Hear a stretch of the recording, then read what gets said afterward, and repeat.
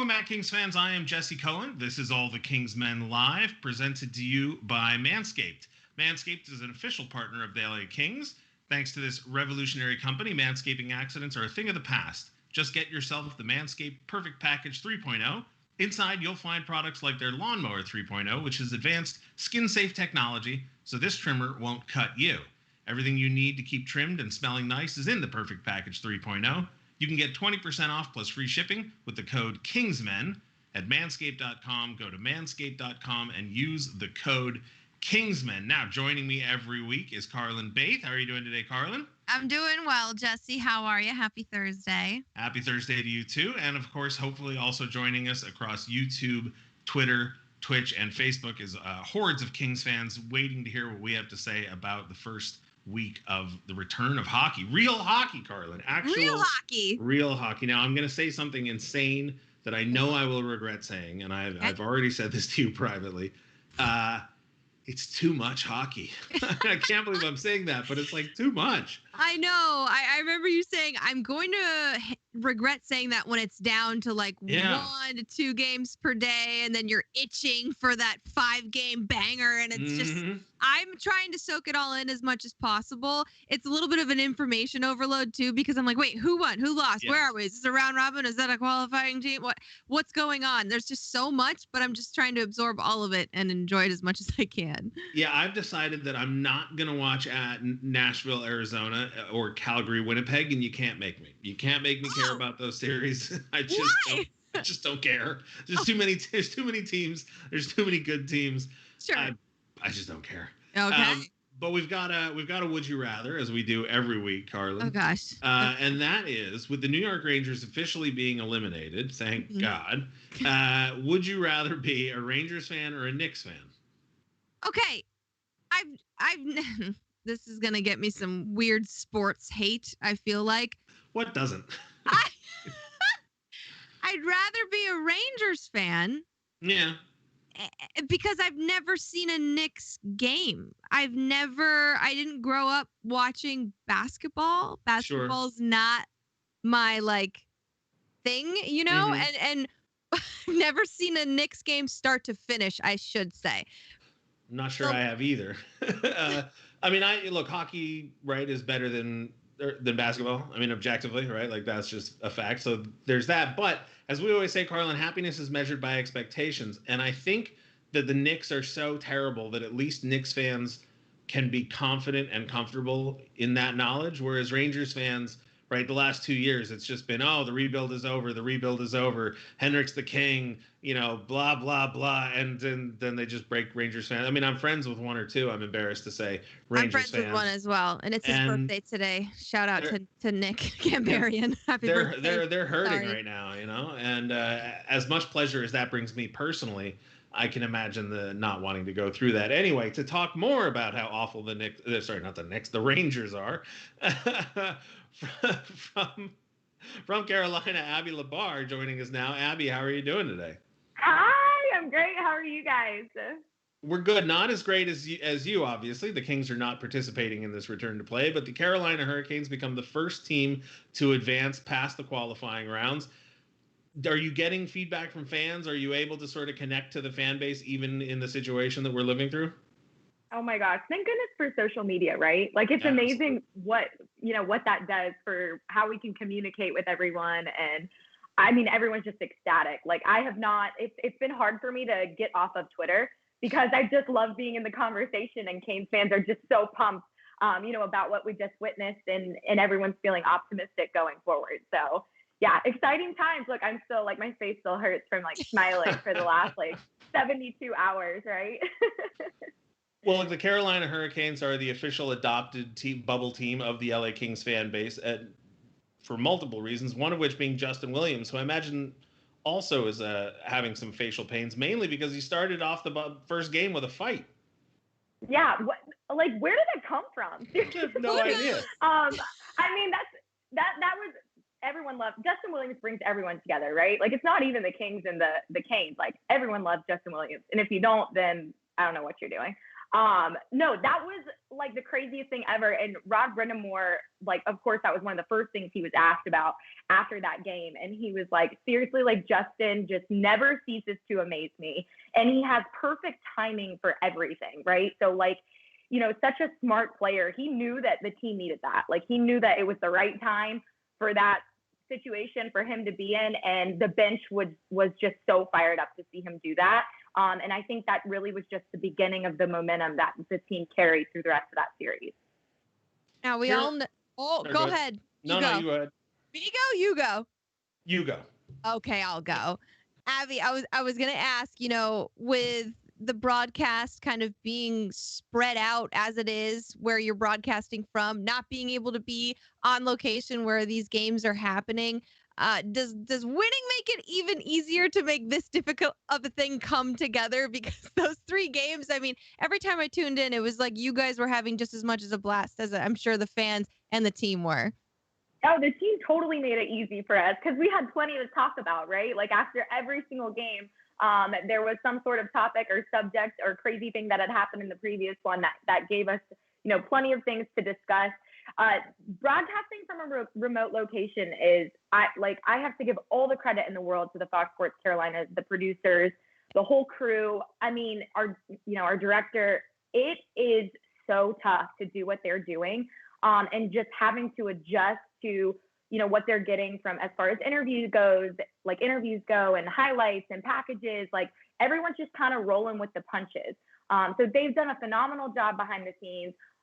You know, Mike and Tripp have done an awesome job at calling the game from the screens. Like Mike, you would never guess that he's calling the things that he's calling and the events that were happening on the ice from hundreds of miles away. Like he brings like he's there. Yes, he brings that same energy, and it's so awesome. And the funniest thing is Mike and Tripp are up in the broadcast booth in PNC Arena, and then Shane and I are down on the concourse. And so we can actually hear Mike and Tripp echoing through the arena from down where we're sitting on the concourse, but they can't hear us. So like they're yelling and screaming from up there, and then like we're yelling and screaming from like where we are in the concourse, like trying to see if they can hear us too. But it's just funny, like the whole dynamic of like all of us being in an empty arena, and we miss the fans so much, but it's a unique experience, and we're still trying to like create our own energy inside PNC Arena and on the broadcast. And so it's been a very unique, challenging, but awesome experience. And the Canes winning and giving us plenty to talk about makes our jobs even easier, right? Leading that charge as far as giving you guys stuff to talk about, Sebastian Aho currently leading the league in points, if I'm not mistaken, in the bubble hockey, in the qualifying rounds. Bubble hockey rounds. Yeah. So I was just sort of looking into Sebastian Aho because I confess I don't know enough about him, or as much as I should anyway. And it turns out he's like 5 or 6 months younger than Connor McDavid. And the fact that well, I was going to say he just turned 23 like this week or a week ago. Yeah. Yeah. Connor McDavid's a January birthday, and he's like, as you mentioned, just had a birthday, both born in 97 because we're all hurtling towards our own mortality. But Sebastian Aho, like I said, younger than Connor McDavid and more points than Connor McDavid, and his team defeated their first round opponent, who was a marginally tougher opponent than the team that Connor McDavid is currently losing to. So is Sebastian Aho better than Connor McDavid, I guess is what I'm getting around to asking? Absolutely. I mean, of course. Any Canes fans would agree with that, right? No, Sebastian Aho he continues to surprise us every day too, right? And like, you know, he's an elite player, but you know, he's always been a goal scorer. There's no doubt about that. The way that he has just enhanced his game, and we saw like a prime example of that in game 2 and game 3 with the Rangers, the defensive plays he was making, and then, you know, just how he was setting his teammates up for success. Like, you're adding all those elements, and he's growing his game in all phases, I guess you would say. And it's totally making him, he's exceeding his expectations as well. Like, that's an elite player right there. And so it's so exciting to see him grow, and just like the short amount of time that he's done so much in, it's going to be so exciting to continue to see that. That's for sure. The chat is agreeing with you, Jesse. Bailey says, that's one way to look at it, Jesse. With the face. And then Pinky says, Aho is so fun to watch. And Aperture says, Aho just keeps getting better. So awesome. Is there anyone else that's kind of impressed you during the small sample size that you've seen so far? What player has just jumped out at you and said, holy smokes, I was not expecting that from them this early on? Okay, well, you could say Andrei Svechnikov, but that's not a surprising thing. We knew he was going to continue to do We're just unbelievable waiting for things. it. Yeah. For the team, yeah, exactly. I mean, from a young player standpoint, those two, and then Tavo continues to be a phenomenal player for the Canes. That whole top line is just so dangerous. And all three of them together is just, it's unbelievable to watch. Tavo, and we talked about this on the pregame show recently. We think he's not underrated. I wouldn't say underrated, but I don't think the league talks about him enough. Kind of like Jacob Slavin, right? Like Jacob's in the same boat as Tavo is, as far as they're just such great elite players, and they have so much more left in their careers. And it's only a matter of time before they get the recognition that they deserve. So Jacob's awesome, all around great guy. I think he's another one of those that it's not surprising, but he just continues to grow and succeed and do awesome things. And he has a lot in front of him as well. One of the great contradictions in my life is that I'm constantly telling people never to fall in love with a backup goalie. That's not what they're there for. They're going to leave and they're going to break your heart. And yet I love James Reimer. I'm convinced that if he and Jonathan Quick had switched places, I feel like Reimer would have had Quick's career and Quick would have had Reimer's career. That's probably crazy, but nonetheless, one of the funniest things I saw on Twitter was somebody congratulating Reimer for winning a playoff series in Toronto. He was out there for Game 3, obviously. What's the goaltending situation in Carolina? Obviously, Mrazek carries the bulk of the minutes, but do they have faith and trust in Reimer? Oh, absolutely. And Rod actually said it this morning or after the first game. I can't remember when he said it, but James Reimer had a phenomenal training camp and obviously had an amazing regular season as well. And so it's never really been, and we were kind of in this situation last year headed into the playoffs where there was never really a number one and a number two, right? Like we were lucky last year. Curtis McElhinney did a great job for us as well, where it was just kind of an A and, I mean, not even an A and B, like you just having two guys that you could trust go in there. And James Reimer has absolutely proven that as well. He said before the New York Rangers series even started, like, because Reimer had such a good camp as well as Mrazek did, he was still trying to figure out who was going to be the starter, whether it was going to be Mrazek or Reimer for Game 1. So he told us before that series started, we would definitely count on seeing both of them. And of course, Rod wasn't going to, we talked about this on the broadcast. Rod values all of his players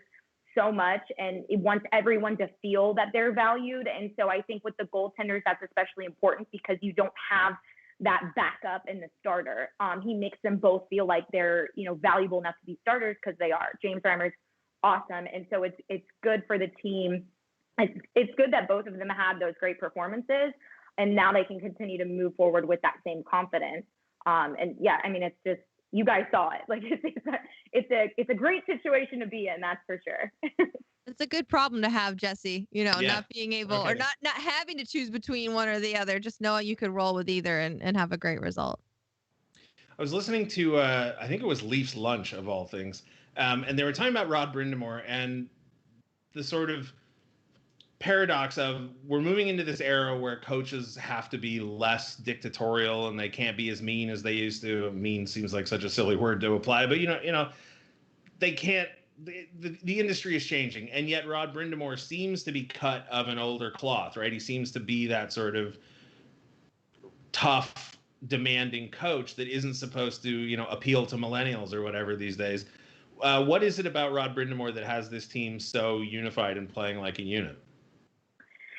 I think he's not, I guess, tough in a sense of I've never heard him get super angry. I'm sure the team would obviously disagree, but sure. You can tell when you never want to disappoint him. And I think that's the biggest thing is the players respect Rod so much because he's a player's coach. Like his credentials just like, that's all he needs, right, to be a good coach, because they have seen what he's done in this league. And they respect him so much for that. And, everyone wants to be like Rod Brindamore. Everyone wants to do what he did and accomplish the things he did. And so the players, they'll say, when Rod's disappointed, like it hurts all of them because of that level of respect they have for him in the locker room. And I think that's, just kind of like how we talked about with Justin Williams, it's a lead by example type thing, right? And so it's great to have two guys that can lead by that example. And, Jordan as well, just in that locker room. And so you never hear a bad thing about Rod, like ever. And you'll hear that from everybody, all the players, all the new players that come in. And it's just because he is so well respected in this league. And I think that's what makes him such a good coach, because he has that resume and he knows how to relate to the players. So I think that's huge. Go ahead. I was going to say, not just the players. I feel like staff, members of the media, he's just so well respected and so highly regarded. And someone else that might be well respected and highly regarded would be Stormy. And Bailey, our mascot, was wondering how's Stormy doing, just real quick before Jesse had anything else to say. I had to sneak that in there. How's Stormy doing? Okay, Bailey. Hello, Bailey, by the way. I love Bailey's the only other mascot that follows me on Twitter. So shout out. I was so excited when I got that follow. Stormy actually showed up at our apartment recently, and I was not even there. What? I was not. Yeah, I'm so upset. Stormy showed up and visited Sarah, and apparently I was supposed to be there, and Sarah didn't give me the heads up. So I haven't seen Stormy in a while, but I totally could have gotten. I think he left us some gifts, but that's tragic. That's an absolute. That's a tragedy. I know, right? I was so upset. Oh my God. Go ahead, Jesse. That's all right. This question is just as silly. So you're the first team to advance past the qualifying rounds, but you do it by beating New York. I'm curious if it's that much sweeter that it comes at the expense of New York rather than some other team. Oh, for sure. It feels so good because the storyline before, I think all of us in Carolina were like trying to sweep that under the rug and say, let's forget about the regular season, was that New York swept us during the regular season. Mm-hmm. And, obviously just our past and the rivalry there. And so like to give them kind of a taste of their own medicine, like when it counts is, the utmost sweetest feeling ever. So yeah, it's a little better since it's New York, that's for sure.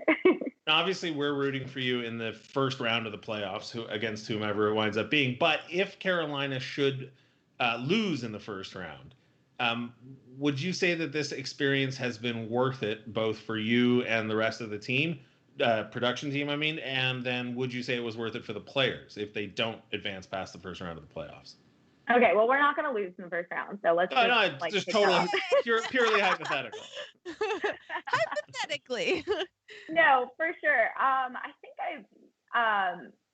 think it's the whole experience is new and unique for everybody, but I think Rod is the one who said it about like right before training camp, right? If you gave these guys, if they had 10 opportunities or 10 opportunities to win the Stanley Cup, right? And you just took one of those away. It's not like it's when you look back and you didn't even have the chance to try, like that's not what it's about, right? Like it's so much bigger than that. And then Rod, continues to say like, we're playing for something more right now. Like we're giving people joy. And so I absolutely think it's worth it because win or lose, no matter how far we go, this last month of just the Canes community and the Raleigh community, North Carolina, South Carolina, like just everyone coming together and being able to not, just kind of put everything else aside for now and just focus on the joy of like hockey and the Canes being back. Like it's just a feeling that has been so uplifting for everybody. And so I absolutely think it's worth it.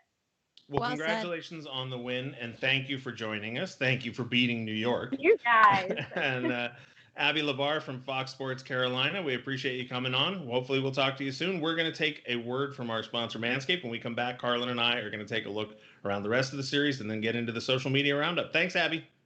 Thank you, guys. Bye.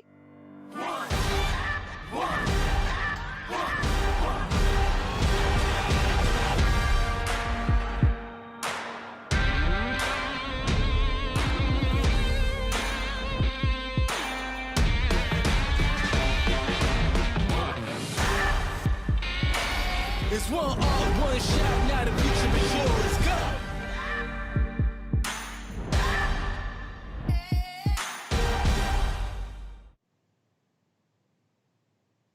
All right, Carlyn, I know I said it was too much hockey, but I'm over that now. It's just the perfect amount of hockey, and I want to get into some of the highlights. I want to start out with Justin Williams' fight right off the hop in game one, because we just talked to Abby, and it's fresh in our minds. Yep. My biggest takeaway from this, beyond just what the heck is Justin Williams doing getting in a fight, was we've talked already about pumping the crowd noise into the arena and how it sort of it feels normal, right? It feels good. It's worked out way better than I thought it would, but I never thought about the possibility of a fight, and the crowd noise for the fight was not appropriate. And that's one of those things that I don't blame anybody who would have, right, when you're sort of putting together your soundboard for goals, shootouts, whatever, like they're to be forgiven for not thinking about what a crowd sounds like when somebody gets into a fight, especially someone like Justin Williams. Yeah.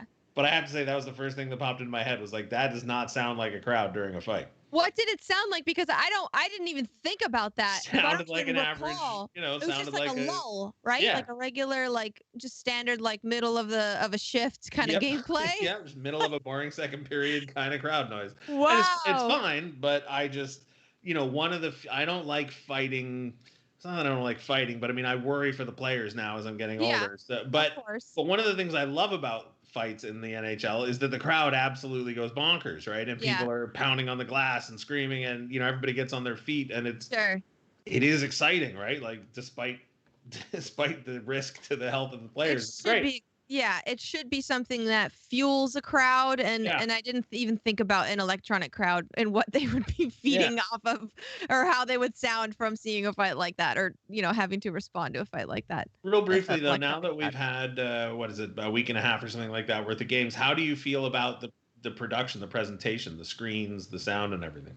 Gosh, going back to how I thought on day one, I was impressed, and I feel like I'm just even more impressed as we move on, using teams' goal songs, making sure even if the player has a song that's their song and it's getting played after their goal song, things are lining up. Like, I want to know what the communication is like to whomever is up in the game entertainment director hot seat right now, how many different teams they're coordinating with to make sure they're making it feel like it's their games. And it's really impressive, because each arena would have their own person that does that. So that job impresses me in itself. And then just from all the staff and operations, and giving that look and feel of kind of I think producer Chris said this, I'd like a WWE kind of look. Forgive me if I'm wrong, Chris, and you're listening right now, like, that wasn't me.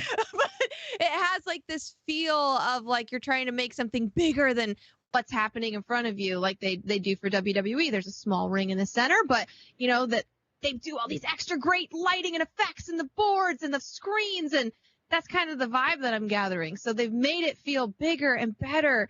So we're not really focusing on what's not there, and we're just focusing on the hockey. And then we're like, oh yeah, this is also kind of nice. And I'm not bothered by anything that's not happening that should be. So it's kind of how I feel on it, Jesse.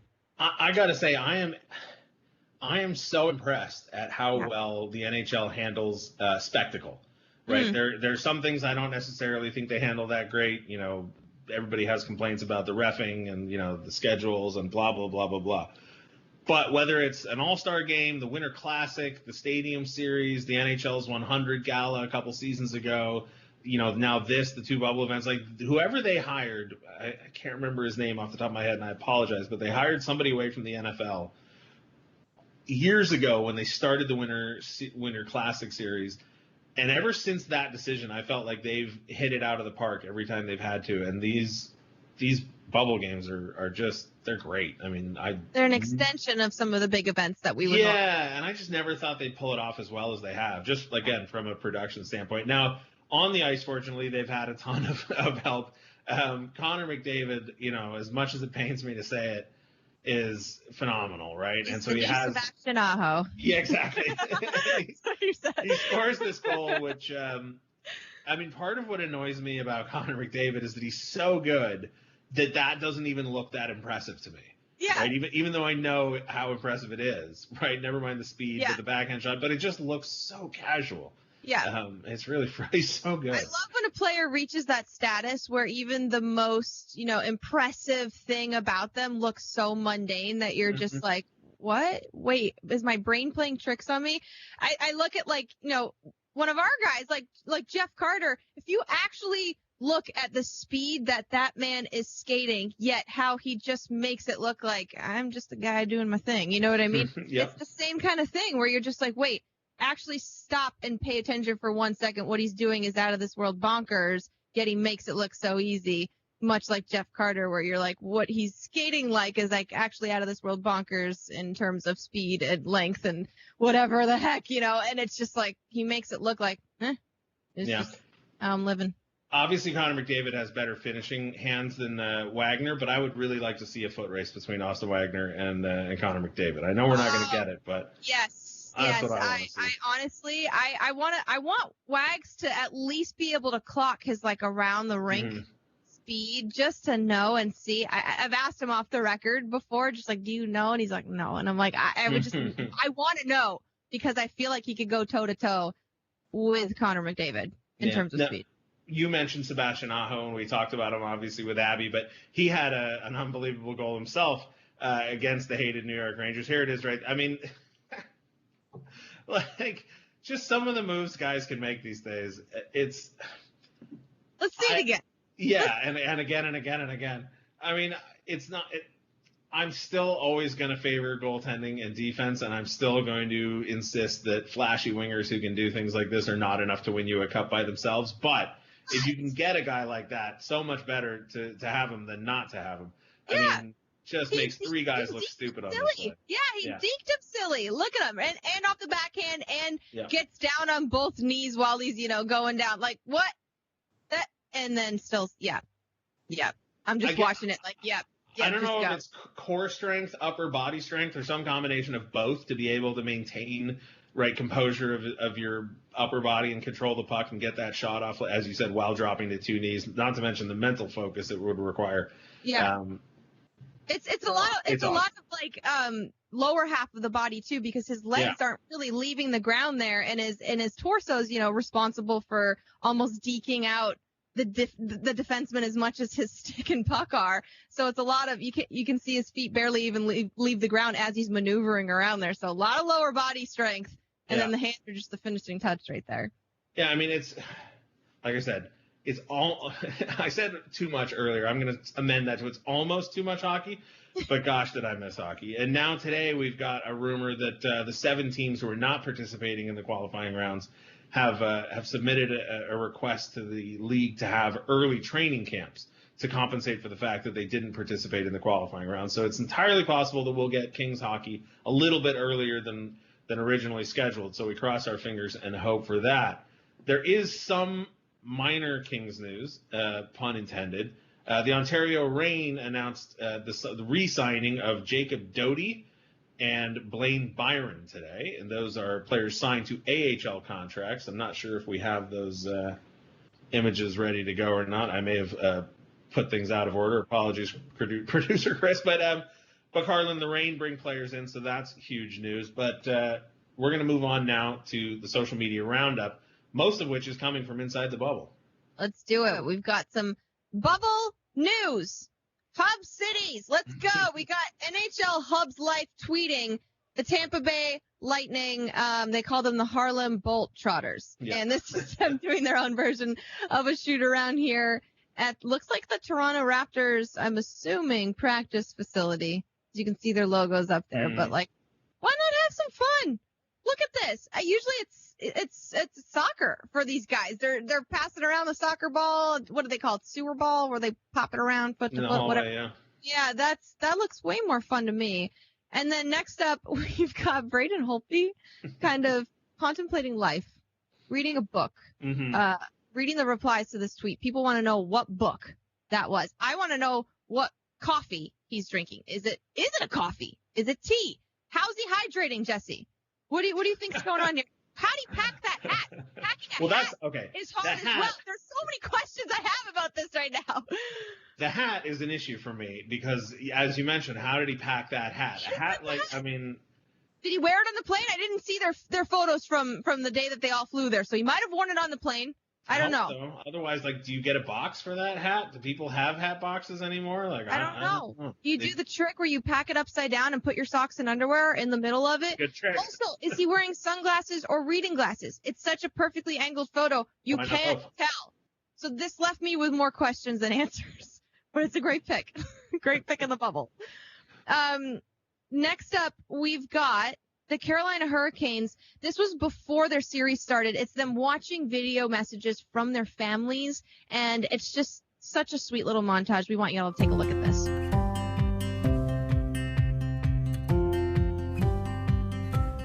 Love you, kiddo. We're proud of you. We're proud of everybody on the team.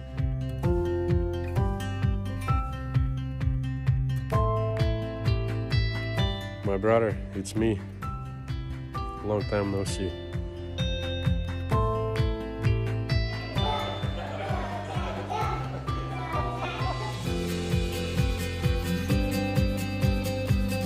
Hey James, it's your girls here from Kelowna. Hey Trevor, just checking in from New Jersey. Good luck, James. Go Kings! That's why we're doing this, right? Let's get it.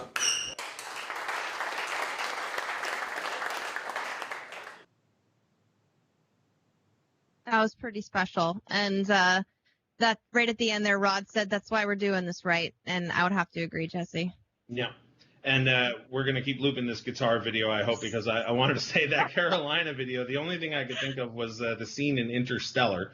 I don't know if you've seen it or not, Carrlyn. I have, but I don't remember what you're talking about. The scene where Matthew McConaughey and I'm blanking on her name now. Oh, shoot. Apologies. But they go down to the planet full of waves and gravity, and it takes him 20 years or whatever. And when he comes back, he's got a bunch of backlog messages from his family, and he's just watching them and realizing that he's missing out on his family and everything in time. So obviously it's not as drastic as all that, but just the notion that time is experienced differently given your situation. And I imagine the guys in Carolina appreciated getting those messages. And like I said, that was the only thing that popped into my mind when I saw that. And we're going to go back to that guitar video. Sorry for that little rant there. It's okay.